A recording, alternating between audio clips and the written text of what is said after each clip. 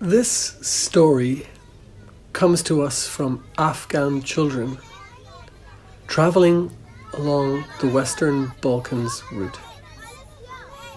In a camp on that route, near the border with Europe, these children reimagined themselves in word and image as little birds in flight.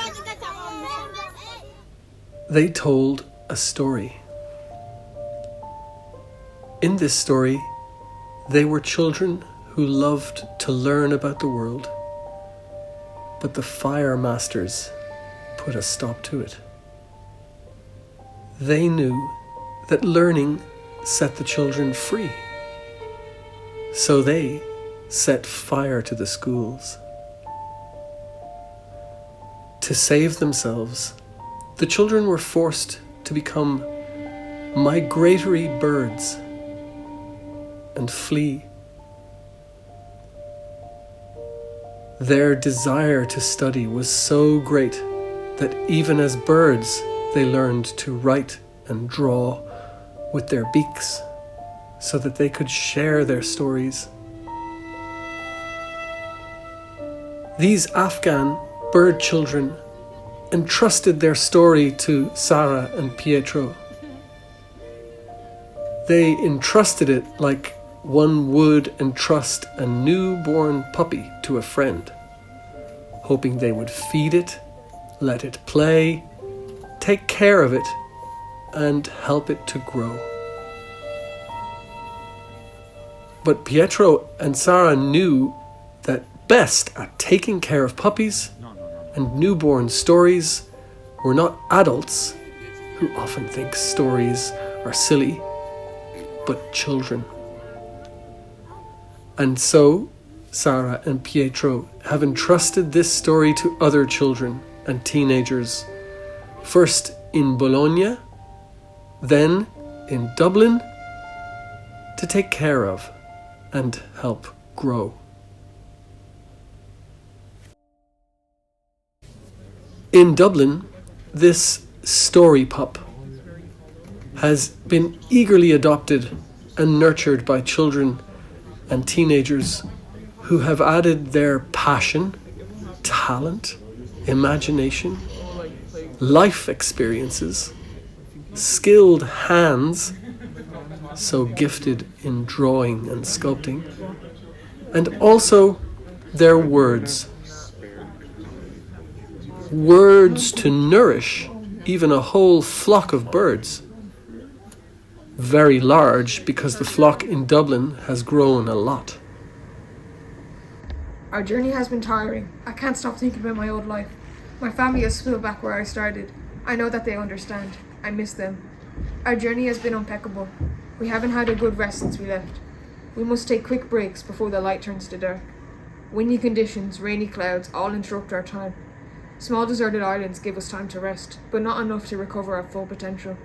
I keep thinking about my own way, about going my own way, other than staying with the flock.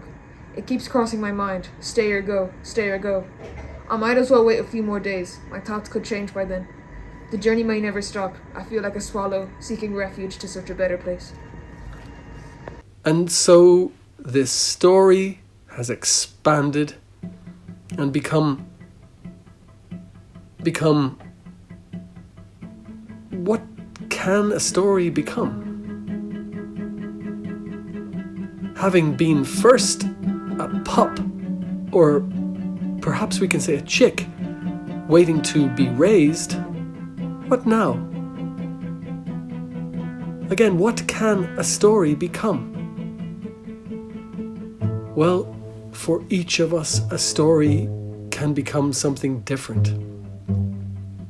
For some children, a story becomes a path that starts from their bedroom window and leads to a forest full of wolves, or a beach full of turtles, or meadows full of rabbits, or lands full of one-eyed beings. For many children, a story can also become a home that we can share with other people. Yes, a story is the only home where even people separated by distances can be together, and where everyone furnishes and colours the place as they wish, and where everyone can feel at home because the house belongs to everyone, to all those who build it together.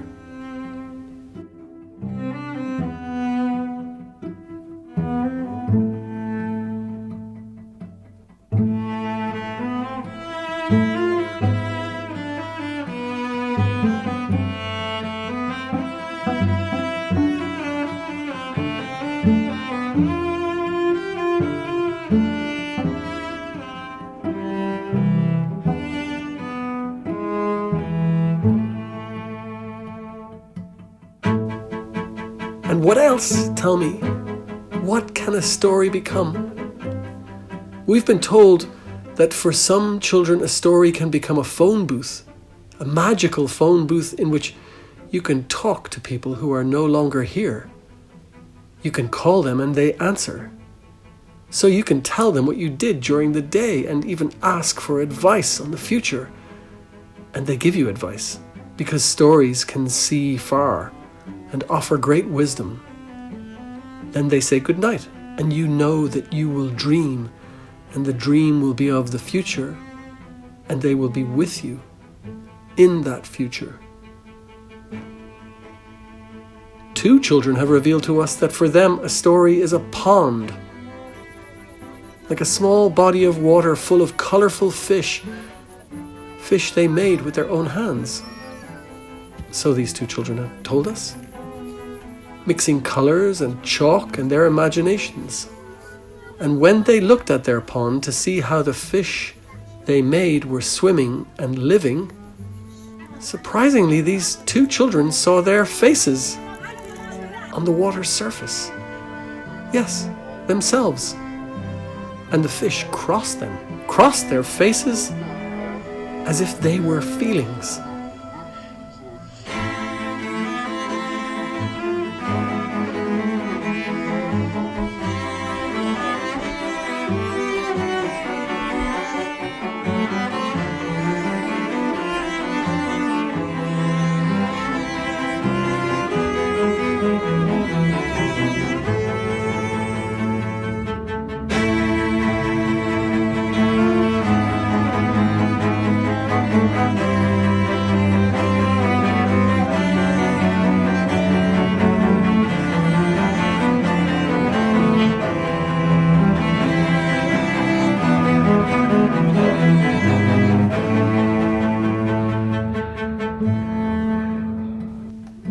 In contrast, 2 girls who recently arrived from Ukraine told me that for them, a story is a compass, that when you get lost in the woods, they spoke of huge forests, and don't know where to go, the compass story tells you the right direction to take. That path again. Ultimately, since we built our story together, perhaps this story resembles a large, colourful mosaic. Or maybe a large window made of coloured glass pieces. Some are precious glass, others are bottle shards, others microscope lenses to see the up close, others telescope lenses to see the far off. The bits each of us found, we added. So when we look at the world through this window made by sticking different glasses together, we discover every time that the world is not one way, but many ways, and that there is never just one view, but many, and never just one colour, one language, one truth, but many. And maybe this is not it. Maybe this story is now your story, and you will add to it, grow it, and in your turn, pass it on. We invite you to join us.